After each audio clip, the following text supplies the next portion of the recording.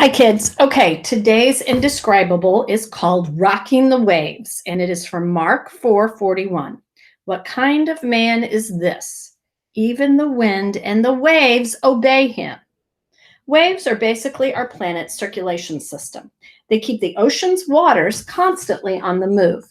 Even though the oceans make up more than 70% of our planet's surface, the water in them doesn't stay in one spot. Some waves are tiny, so tiny you can barely see them. They're called ripples. Other waves, like rogue waves, can be more than 100 feet tall and can sink even the biggest ships.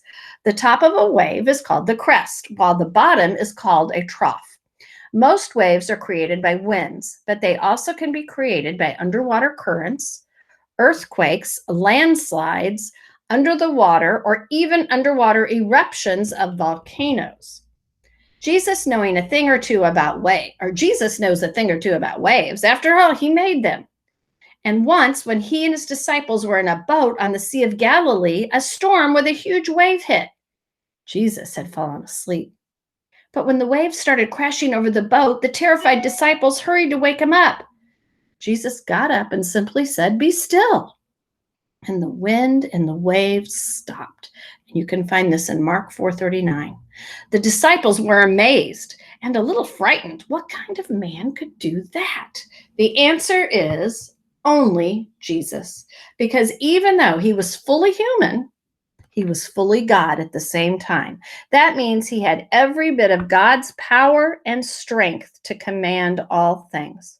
So the next time you're in the middle of a terrifying storm, whether it's a storm of wind and waves or a storm of trouble, run to Jesus. He will see you safely through any kind of storm. Lord, sometimes this world can be pretty scary. Thank you for being a God I can always run to.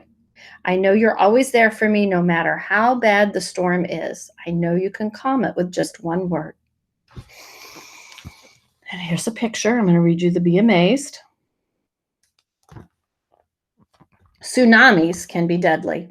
Caused by underwater earthquakes or volcanic eruptions, these waves start out small at only a few inches high, but as they get closer and closer to land, they can build up to more than 1,500 feet high.